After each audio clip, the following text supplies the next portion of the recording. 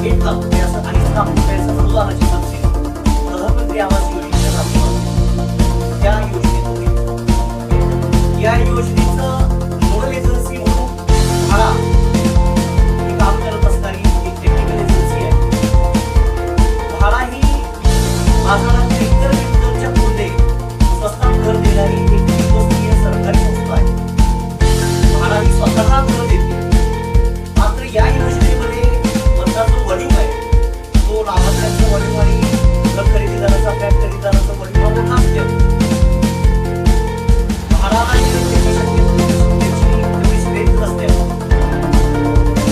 Private partnership project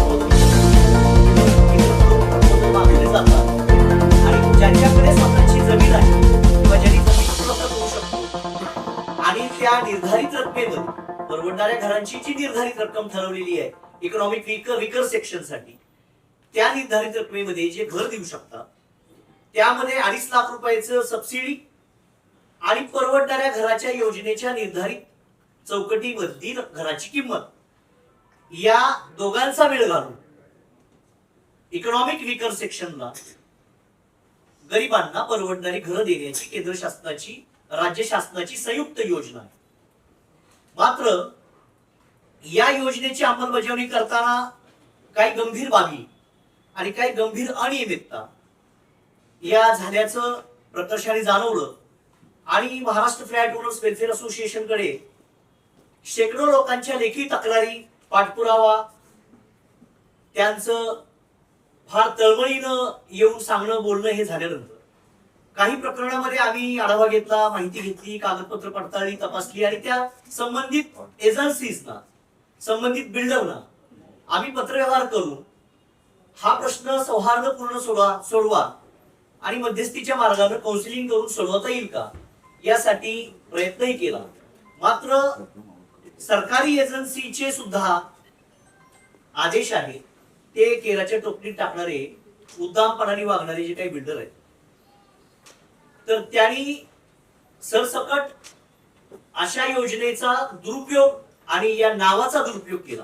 वास्तविक पाहता म्हाडा ही nodal agency आहे. म्हाडा ही या प्रकल्पामधली प्रधानमंत्री आवास योजनेमध्ये म्हाडा स्वतः इनिशिएटिव्ह घेत नाही.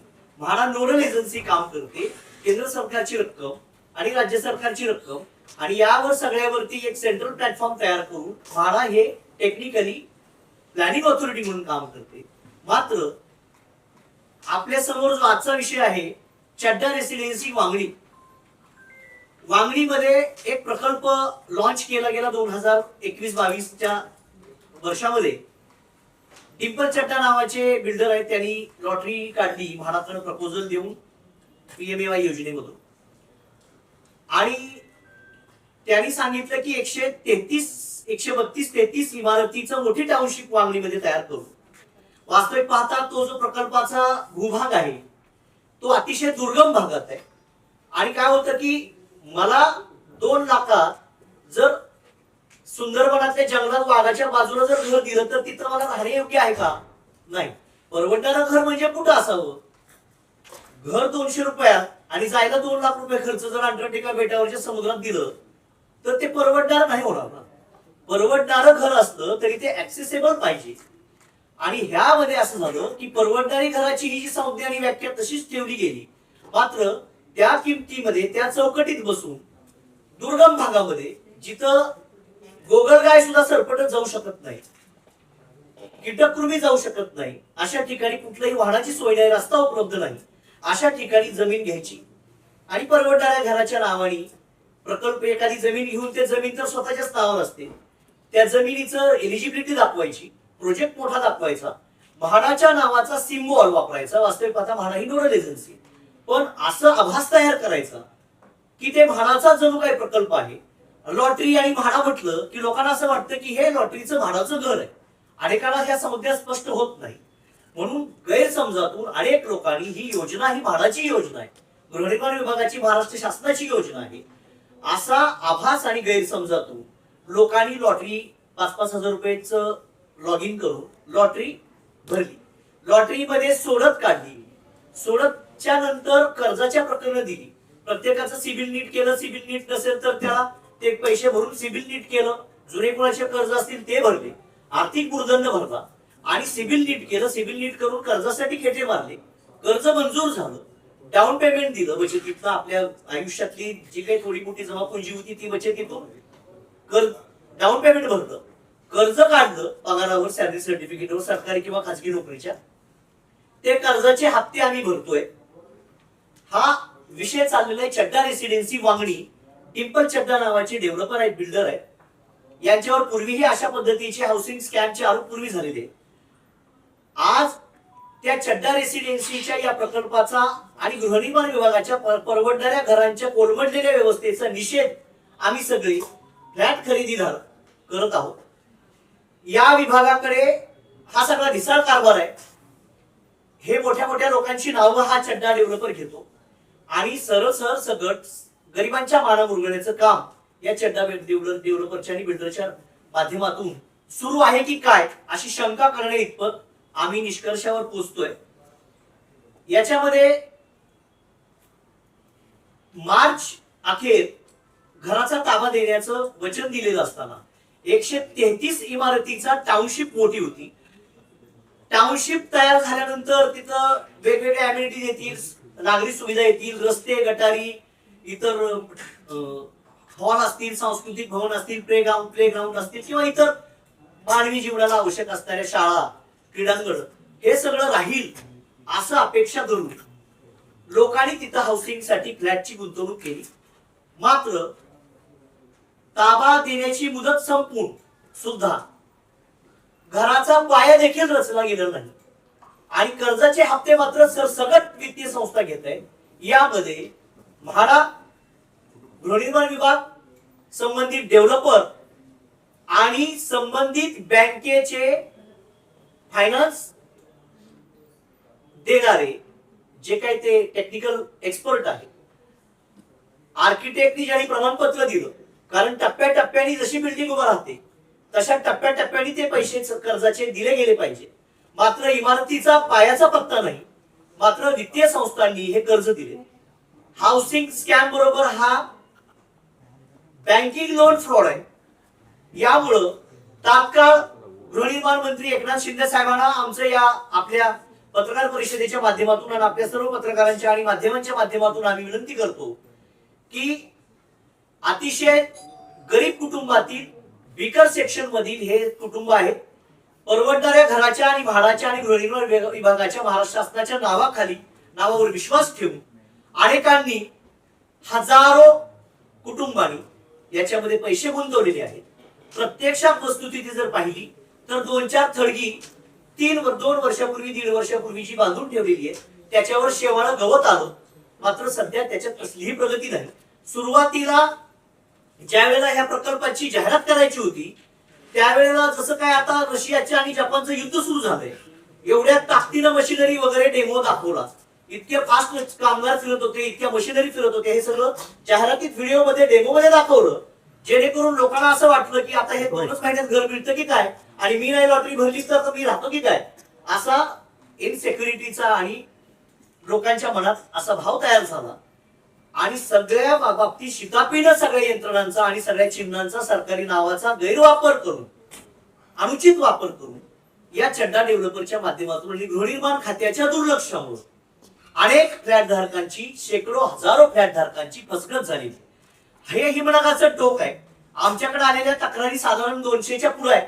मात्र ज्यावेळेला त्यांनी हे प्रकल्प डिंपल चड्डानी हा प्रकल्प सुरुवातीला लॉन्च केला होता त्यावेळेला 26,000 लोकांना घरं देणार असा त्यांनी संकल्प करून पत्रकार परिषद घेऊन मोठ्या जाहिराती केल्या. पूर्ण रेल्वेच्या ट्रेन लोकल गाड्याच्या भाड्याच्या जाहिरातीनं भरल्या आणि रांगा करून लोकांनी लॉटरीसाठी पैसे भरले. आणि एवढं सगळं करून आज प्रत्यक्षात वस्तुस्थितीमध्ये त्या प्रकल्पाच्या ठिकाणी काहीही नाही. आणि ट्रान्सपरंटली काय प्रोजेक्ट आहे, किती तयार झालंय, अनुदानाची किती रक्कम गेलेली आहे, त्याच्यातली जी थर्ड पार्टी टेक्निकल एजन्सी आहे त्या एजन्सीने अशी कसलीही पडताळणी केली की नाही, या बाबतीत पारदर्शीपणाने फ्लॅट खरेदी करताना ना सरकारी विभाग ना डेव्हलपर हे कोणीही कसल्याही प्रकारे याच्या बाबत कुठलीही माहिती पारदर्शीपणाने द्यायला तयार नाही. प्रत्यक्षात प्रकल्पामध्ये ज्यांनी पैसे गुंतवले त्यांचा अनुभव ऐका. नाव सांगतो. एक मिनिट सर, एक मिनिट मॅम. बैठून बसून बोला ना. हा बोला. उभा राहू देत त्यांना. कॅमेरा गिर जाएगा ना. पायल निषाद. मी चड्डा रेसिडेन्सी इथे 2021 मध्ये यांची लॉटरी निघाली होती. तेव्हा मी लॉटरीमध्ये नाव टाकलं होतं. त्यांनी असं लॉटरीमध्ये म्हणजे सांगितलं त्यावेळी की ज्यांचं पूर्ण भारतात म्हणजे कुठेही स्वतःचं घर नाही आहे अशी लॉटरी ह्यांनी काढली होती. तर त्यावेळी आम्ही 5,000 देऊन तिथे आम्ही लॉटरीमध्ये नाव टाकलं आमचं. आणि त्यानंतर मग लॉटरीमध्ये नाव टाकल्याच्या नंतर काही 1 वर्षानंतर आमचे बिल्डरने म्हणजे 2022 मध्ये आमचे रजिस्ट्रेशन आणि बँकेचे हप्ते वगैरे चालू केले. बँका पण ह्यांच्याच. बँका आम्ही बोललो की आम्ही आमच्याकडून लोन करतो, नाही. बँका म्हणे की आमच्याकडेच तुम्ही लोन करायचं, आम्ही सगळं तुम्हाला करून देणार. त्यानंतर मग झाली 2 महिन्याच्या नंतर मग रजिस्ट्रेशनची प्रोसेस झाली 2023 मध्ये. आणि मग त्याच्यानंतर आमचे हप्ते चालू झाले. ते आता 2026 पर्यंत अजून आम्ही फक्त हप्तेच भरतोय. नाही करून ते 2 ते 2.5 लाखापर्यंत फक्त आम्ही प्री EMI भरून झाले आतापर्यंत. बँकेला जेव्हा आम्ही सांगतो की आमची मुद्दल चालू करा, पण बँक ते पण ऐकायला तयार नाही आहे. बँक होतात नाही, जेव्हा तुमच्या हातात चावी देणार सेकंड डे आम्ही तुमचे मुद्दल अमाऊंट चालू करणार. प्लस आता तिकडे 5-6 वर्षांमध्ये फक्त 4च बिल्डिंग बांधलेलं आहे तिकडे बिल्डरने, फक्त 4. आणि 133 प्रोजेक्ट आहे त्याच्यामध्ये त्याने फक्त 4 बिल्डिंग बांधल्यात. आणि दर 6-6 महिन्याला 2-2 महिन्याला एकच सांगतो, आता गणपतीला पोझिशन देणार, दिवाळीला पोझिशन देणार, पाडव्याला पोझिशन देणार. बस फक्त हे 5 वर्षामध्ये त्याने हेच केलेलं आहे एवढं. आणि माझा जिकडे जो प्रकल्प आहे तो एक 72.5 एकरमध्ये तिकडे फक्त खड्डा खाल्लेला आहे. त्याचे फक्त तुम्ही बोलाल तर फक्त मी त्या दगडाचे पैसे तिकडे फक्त प्री EMI 2 ते 2.5 लाख पर्यंत आता भरलेला आहे. बाकी काहीच तिकडे काम कसलं काही झालेलं नाही. बस. आणि एवढं आम्हाला एक हे आहे की MFकडे आम्ही आलो की आम्हाला न्याय मिळावा. मॅडम तुमची मागणी काय? हा, तुमची मागणी काय?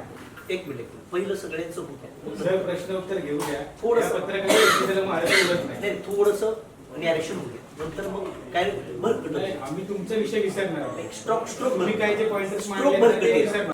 मी सुद्धा चड्डा रेसिडेन्सी या प्रकल्पामध्ये म्हाडा अंतर्गत फॉर्म भरला, लॉटरी लागली आणि त्यांनी सांगितल्याप्रमाणे 2021 पासून पूर्ण फॉलोअप घेतोय.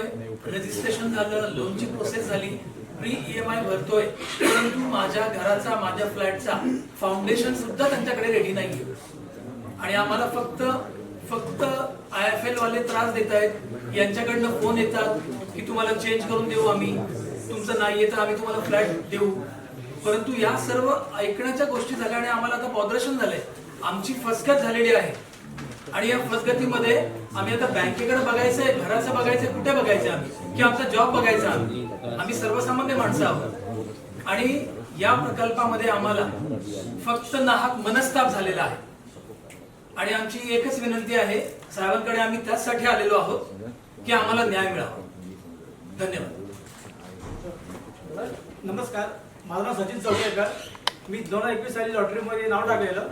ते माझी 93 बिल्डिंग आहे. ती बिल्डिंग कम्प्लीट आहे, पण त्याच्यामध्ये पाणी नाही आहे, काही नाही. अगदी मीटर बसले, त्याचं लाईट बिल बी भरलेलं आहे. आणि मला बँकवाल्यांनी आता नोटीस पाठवली आहे. मी IPLचे हप्ते थांबवलेले आहेत.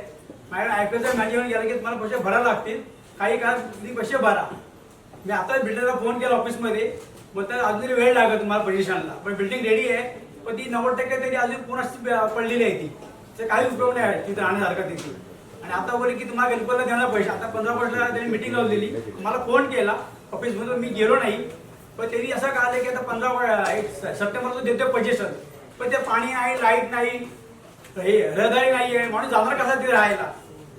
आणि तिथं आम्हाला कोणी दाद देत नाही. आम्ही सर्व मानामध्ये पण गेलो, ते पण काय आम्हाला सांगण्यात उत्तर देत नाहीयेत. रेरामध्ये कल्चर कंप्लीट केली, तिथून काय दाद येत नाही. शेवटी महाराष्ट्र फ्लेटच्या त्यांच्याकडे आलो, त्यांनी 2 मिटिंग आयोजित केल्या. ते व्यवस्थित हे केलं, आम्हाला सहकार्य केलं. आणि पुढे सहकार्य करण्याची आम्ही अपेक्षा ठेवून हे आम्ही आलेलो आहे. रोहिणी जगताप. मी चड्डा डेव्हलपर्स विथ म्हाडाचा टायप आहे असं कळल्यामुळे मी तिथे माझे म्हणजे लॉटरीचे पैसे भरले. तर स्टार्टिंगला जेव्हा मी पैसे भरले ना, तर मला सांगितलं माझ्या भावाने आणि मी, आम्हाला वाटलं स्वस्तामध्ये घरं मिळत आहेत, त्याच्यामुळे आम्ही म्हटलं करूया, तिथे होऊन जाईल आपलं घर. म्हणून आम्ही, माझ्या भावाने आणि मी दोघांनी पैसे भरले तर आम्हाला डायरेक्ट लॉटरी देतो असं सांगून आमच्याकडून लॉटरी लागण्या अगोदर 10,000 आणि लॉटरी मिळाल्यानंतर 10,000 असे एक्स्ट्रा पैसे घेतले आमच्याकडून. आणि नंतर मग एकच रूम मला A93 मध्ये 302 असा 3rd फ्लोअरवरती रूम दिला होता. तर तोच रूम सेम रूम आणखीन एका व्यक्तीला अलाउट केला होता. तर मग 2 रूम म्हणजे एकाच रूमचे 2-2 जणांना कसं काय तुम्ही देणार. त्याच्यामुळे भरपूर वाद झाला. आम्ही तिथे बोललो तर आम्हाला तिथे समजवलं म्हणजे त्यांचे जे मॅनेजर आहेत मोरे साहेब म्हणून त्यांनी समजवलं की नाही ते असं होतं, एवढा मोठा प्रकल्प आहे, थोडासा गोंधळ होता, तुम्ही समजून घ्या असं करून आम्हाला समजावून ना त्यांनी मला म्हटलं तुम्हाला चांगला व्ह्यू असलेला दुसरा रूम देतो. पुन्हा त्यांनी मला 107 मध्ये माझ्या भावाने ऑन द स्पॉट तो फ्लॅट कॅन्सल केला नको मला म्हणून. पण मला समजवल्यामुळे मला घराची गरज होती. तर मी म्हटलं की ठीक आहे की आता काम चालू आहे एवढ्या जोराने तर मिळेल. मग त्याच्यामुळे मी काही कॅन्सल केलं नाही. मी म्हटलं राहू दे मिळेल मला ते पुढे जाऊन. मग आता मी 3,50,000 पर्यंत सेल्फ पेमेंट केलेले आहे. तरी पण अजून माझं रजिस्ट्रेशन नाहीये किंवा कामाचंही काहीच नाही. इथे काहीच झालेलं नाहीये. फक्त एवढंच सांगतायत की ह्या महिन्यात मिळेल त्या महिन्यात मिळेल असं करत 2021 पासून आता 2026 आले पण अजून आम्हाला पोझिशनचंही काहीच नाही आणि रजिस्ट्रेशनही झालेलं नाही. या नेक्स्ट. ही जी योजना आहे त्याच्यामध्ये सबसिडी ही फक्त 2.5 लाखाची आणि उरलेली रक्कम घराचं जे काही उरलेली किंमत आहे ती लाभार्थीने स्वतः द्यायची. आणि जर व्याजच 5 लाख झालं तर त्या सबसिडी नलिफाय झाली ना. व्याजाची किंमत जास्त आणि सबसिडीची किंमत कमी झाल्यानंतर परवडणारं घर नव्हे तर ओरबडणारं घर होईल.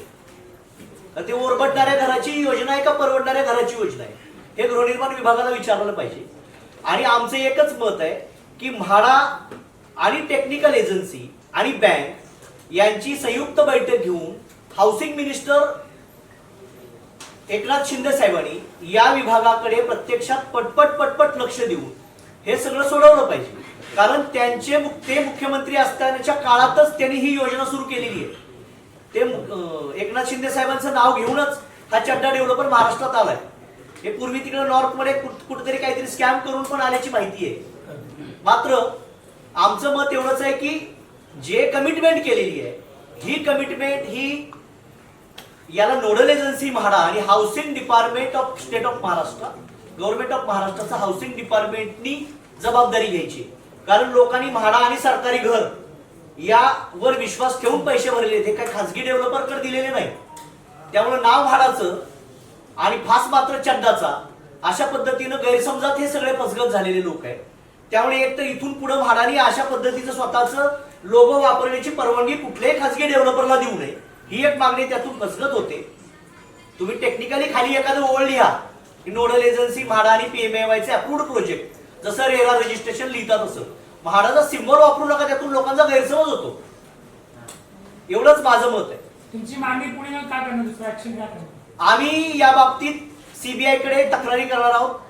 आम्हाला अपेक्षा आहे आम्हाला फौजदारी तक्रारी इतर तक्रारीपेक्षा या फ्लॅट खरेदीदारांना घर कसं मिळेल आणि यासाठी गृहनिर्माण विभाग नेमकी काय आता सोयीची आणि पर्यायी योजना किंवा पर्यायी व्यवस्था करतं हे आमच्या दृष्टीनं आशेच आहे.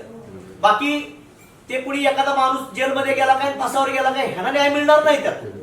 कारण ह्या लोकांचं असं आहे की 100 कोटीचा फ्रॉड करायचा जेलमध्ये जायचं आणि सांगायचं जेलमध्ये 100 कोटी रुपये 2 वर्षात कमवून बाहेर आला. या लोकांचं जे नुकसान होतं त्याला जबाबदार कोण.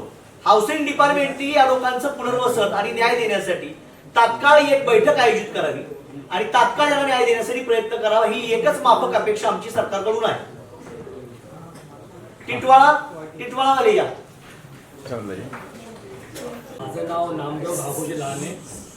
मी सप्टेंबरमध्ये ह्याच महिन्यामध्ये गेला 2021 साली सप्टेंबरमध्ये माटुंगा रेल्वे स्टेशनवरती त्यांचं माटुंगा रेल्वे शॉप आहे रेल्वे वर्कशॉप आहे तिथे त्यांची ॲड बघितली होती की मुंबईमध्ये स्वस्त आणि मस्त घरे 5,61,000मध्ये याची मी ॲड बघितली.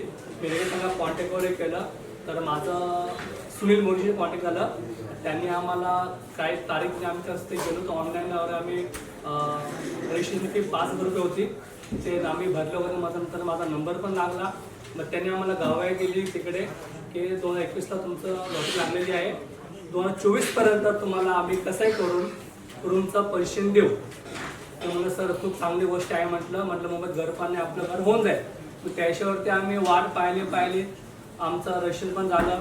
लगेच माझं पुढच्या म्हणजे रजिस्ट्रेशन झालं लगेच एक माझा EMI किंवा IFLचं मी लोन केलं होतं ते स्टार्ट झालं. पहिला हप्ता मला 2,000 पडला. असं IFचा हप्ता वाढत माझा आता 5,500चा EMI वाढला. पण रूमची कंडिशन अजून तशीच आहे. मला रूम भेटला काहीच नाही. फक्त IFLचे हप्ते वाढत गेले. मी मोऱ्यांना कॉन्टॅक्ट केलं की सर IFLचा हप्ता वाढत जातोय, पण तुम्ही का मला रूमची ताब्यात देत नाही, रूम ताब्यात देत नाही. त्यांचं तर एकच असतं बोलबच्चन, आम्ही या गणपतीला देऊ, पुढच्या दिवाळीला देऊ, पुढच्या शिमग्याला देऊ. असं करता 6 वर्ष घालवली तरी अजून रूमचा ताबा दिला नाहीये. प्लस आम्ही त्यांना मध्ये एक लेटर सुद्धा पाठवलं होतं मीटिंगसाठी की आपण दोघं बसलो, आपण तुमचं आणि आमचे जे काही आमचे रूमर्स आहे ते आपण बसण्याच्यावरती काय ते विषय करूया, चर्चा करूया. पण त्यांनी आम्हाला काय रिप्लाय दिलाच नाही. शेवटी रूम ओनर जो आम्ही आहे ते असे राहणार का शेवटपर्यंत झोपडपट्टीमध्ये वगैरे नाला गटऱ्यामध्ये. आम्ही त्यांना रिस्पॉन्स करतो की आता तुम्ही आम्हाशी बोला, आम्हाला तर कळेल तुमची समस्या काय आहे ते. मुंबईत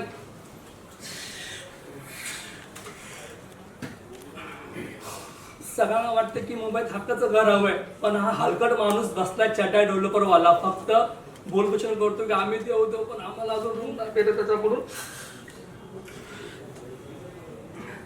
आता माझं वय 45 इयर्स आहे, अजून किती वर्ष जगेल तुमची गॅरंटी नाहीये. आजकाल माणसं खूप हार्ट अटॅकने जातात वगैरे, टेन्शन वगैरे. तर मला असं वाटतं की माझं होतं जीव जगा तर माझी बायको पण रस्ता देते, कारण माझं मुंबईत घरच नाही स्वतःचं. एकच आशा पकडली होती आम्ही की आम्हाला मुंबईत स्वस्तात घर भेटेल. त्यांचा आता मध्ये आम्हाला फोन आला होता की तुम्हाला 15 ऑगस्टला त्यांनी बोलवले 24 वाटपाचा कार्यक्रम होणार आहे. तर आम्हाला माहिती आहे की 24चं कार्यक्रम असं त्यांनी आम्हाला बॅनरवर दाखवले असते, तर काहीच झालं त्यांच्याकडून. मी फक्त एवढं आशा करतो आगड साहेबांना की सर तुम्ही आम्हाला तुम्ही आम्हाला द्यावा सर, हीच आमची अपेक्षा आहे. कारण आम्हाला चटावरून अपेक्षा नाहीये, चटाकडून आमची अपेक्षा फक्त एकच माणसाने लागली आहे, आगड साहेबांकडे. तर तुम्हाला आमच्याकडची विनंती आहे की तुम्ही आमचा लोक आम्हाला तुमचा ताबा द्यावा. धन्यवाद sir. Maharashtra flat owners welfare association ने ये मुद्दा आज हाथ में अपने इसीलिए लिया है क्योंकि ये मुद्दा PMAY EWS स्कीम के अंडर जिन्होंने अपने सपनों का घर बुक किया था वो आज अपने सपनों के घर के लिए बहुत इंतजार कर रहे हैं. यहाँ पे डिले सिर्फ प्रोजेक्ट बनने का नहीं है, पोजेशन देने का नहीं है. क्वेश्चन है misuse of funds given by the union and the state under the very scheme of Prime Minister having a vision to give. सबको वो देना चाहते हैं कि सबका हक का घर हो. इस प्रोजेक्ट के अंदर इस तरह के इश्यूज आए हैं और ये इश्यूज हमने आइडेंटिफाई किए हैं. एक इशू हमने देखा चड्डा डेवलपर का, जहाँ पे लोग EMI भर रहे हैं बट वहाँ पे डेवलपमेंट कुछ भी नहीं है. दूसरा इशू है टिटवाला रुस्तगी आरब, जहाँ पे डेवलपमेंट तो हुआ है लेकिन जो सब्सिडी अमाउंट है उसका मिसयूज किया गया है और वो सब्सिडी अमाउंट का बेनिफिट स्टेट और यूनियन से लेने के बावजूद जो बायर्स हैं, जो परचेसर्स हैं, उनसे भी डेवलपर ने लिए हैं और वो डिमांड कर रहे हैं. मैं चाहूंगी कि रुस्तगी आरम के जो टिटवाला के हमारे बायर्स हैं वो आपको इस बारे में बताएं.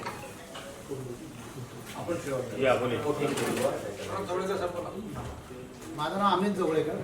2023 मध्ये रुस्तगीमध्ये मी फ्लॅट बुक केला. मला 16,18,000ला तो फ्लॅट पडला. पण म्हाडानी आणि बिल्डरचा एक MOU झाला आहे, त्यामध्ये धडधडीत लिहिलेले की 16,68,000ला हा फ्लॅट विकला पाहिजे. त्यामधले 2-2.5 लाख रुपये PMYचे म्हणजे महाराष्ट्र स्टेट गव्हर्नमेंट आणि राज्य सरकार हे त्याला 2.5 लाख रुपये देणार. त्यात ते वगळून 16,68 मधून 2.5 लाख वगळून मला 14-18ला हा फ्लॅट पडला पाहिजे. पण त्यानं माझ्याशी जे ॲग्रीमेंट बनवलं त्यामध्ये 16-18ला ॲग्रीमेंट बनवलं. त्याच्यात माझ्याकडून त्यांनी 2 लाख रुपये एक्स्ट्रा घेतले, ते डेव्हलपमेंट चार्ज म्हणून घेतले, जो की तो घेऊ शकत नाही कारण की EWSच्या स्टेटमेंटमध्ये आम्ही पडतो.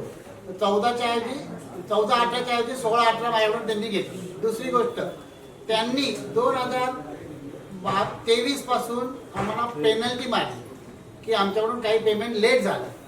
पण आमच्याकडून जेव्हा पहिलं पेमेंट माझं गेलं होतं 2023ला, त्यानंतर 2 महिन्यात 1 महिन्यात किंवा 6 महिन्यात मला कळवायला पाहिजे होतं की तुझं पेमेंट लेट झालं आहे. तर मी पुढचे पेमेंट त्यांना व्यवस्थित बँकेकडून दिले असते. त्यांनी ते काही न करता 2025 मध्ये नोटीस काढली आणि 16,000ची मला नोटीस पाठवली. 16,500ची नोटीस पाठवली की तुमचं लेट झाल्याबद्दल तुम्हाला 16,000ची पेनल्टी पाठवतो. माझ्यासारख्या काही लोकांना 1 लाख 1.5 लाख अशी पण नोटीस आलेली आहे की तुम्ही पेनल्टी भरा म्हणून. मी पोजेशन अजून घेतलेलं नाही, ओसी आलेली नाही, फुल ओसी, त्यामुळे मी अजून पोजेशन नाही घेतलं. पण तो ओसी न आल्यामुळे बऱ्याच लोकांना कोण अंडरटेकिंग लिहून घेतो की तुम्हाला फ्लॅटची गरज आहे, तुम्ही माझ्याकडे रिक्वेस्ट करताय म्हणून फ्लॅट तो देतोय त्यांना, आणि ते लोक राहायला पण गेलेत. पण आम्ही बरेचसे लोक असे आहेत की ज्यांनी आमच्यातून फ्लॅट नाही घेतले. आम्ही त्यांच्याकडे मागणी करतोय की ओसी फुल ओसी द्या, पाणी द्या KDMCचं, तेव्हा आम्ही येऊ, कारण की आता तिथं बोरिंगचं पाणी एवढंच. ये सब्सिडी वाज अग्रीड, एक MOU एंटर हुआ था between MHADA end the developer.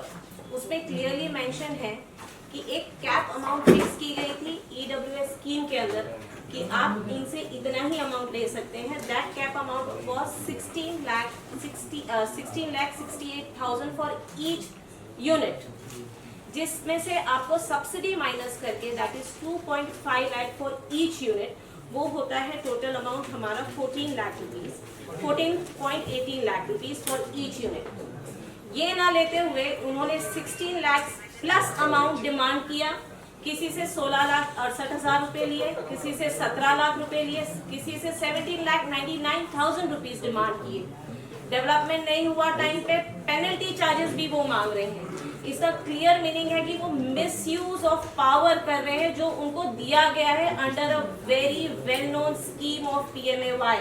The vision of prime minister विद द स्टेट एंड यूनियन का वो मिसयूज कर रहे हैं, जिसके खिलाफ हमने कंप्लेन भी की थी. वो कंप्लेन हमारी गई थी chief vigilance security officer MHADA.